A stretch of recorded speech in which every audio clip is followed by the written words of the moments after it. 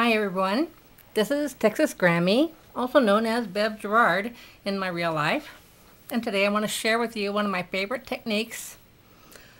Let's call it embossed embossing. Up above in my written tutorial, you'll see this project. I used a bubbles embossing folder and applied a glittered embossing powder to that to add some texture and sparkle to this project. So let's find out how to do it, and I'll use a totally different set of products for that. I've already dry pressure embossed some polka dots onto this close to cocoa piece of cardstock. And here comes one of the most important things about this entire project, an anti-static puff. Now perhaps you've been embossing for a long time, but on this particular type of project you're really going to find that this little anti-static puff, sold under a variety of brand names, is a most helpful tool. And all you do is generously apply the powder that's in that little sack to your cardstock. It's not going to show in any way, so err on the side of more rather than less. Now, for this project, I'm going to use a pigment ink. This one is pretty in pink, pigment ink, but I just want to show you the variety that you can achieve with this particular technique. An important idea here is to roll the ink on gently. I'm not pushing hard at all. My goal is to apply the ink only to the raised elements on that dry embossed piece. I can re-ink my brayer as often as I feel like I need to get a nice coverage on the raised elements. But again, keep the pressure fairly light so that you don't get ink down into those unembossed areas.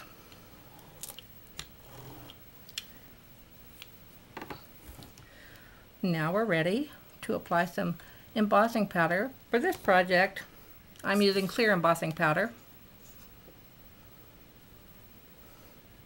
Apply it liberally.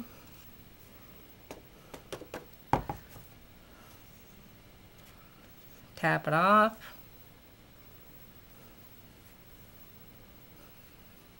Once you have the entire piece covered, try to get off as much of the loose powder as you can. And the reason I suggested in my tutorial that you cut your piece to the A2 size of 4¼ by 5½ is at that point then you can die cut it to whatever size you like or trim it to whatever size you need for your project. And those edges where the brayer naturally went a little heavy on the sides, those will be trimmed off in the process. Now we're ready to just heat emboss this. I'm going to save my fingers with my trusty little wooden tongs. These happen to be from Bed Bath & Beyond, but I know you can get those at many, many places. The trick to heat embossing is keep the heat moving. And once you see the gloss appear, move on, baby. You don't want to literally melt that powder into the cardstock, but you do want to melt it into a shine. Those glittered embossing powders will not shine as much as this one is going to, only because they're made in part with embossing powder and another part is glitter. So the shine factor is different.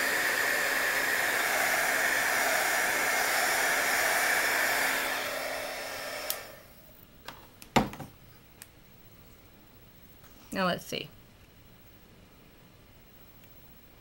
I've embossed pink atop a light chocolate brown cardstock, and this is going to work perfectly with my project. I've chosen a basic gray pattern paper to create my project with. As you can see, any extraneous edges were trimmed off to fit my piece. The stamp is a new release sentiment from Rubbernecker Stamps. And I wanted to show you the possibilities that you can achieve with this technique. Again, here is this pink pigment ink atop a light chocolate cardstock. When I was playing around, I used just Versamark on that same light chocolate or light cocoa cardstock and clear embossing powder, so it really looks like little Hershey's Kisses dots all over this. And as shown before, my pretty tutorial used a different embossing folder and some glittered embossing powder. So I thought it amplified the little buds on the image that I used.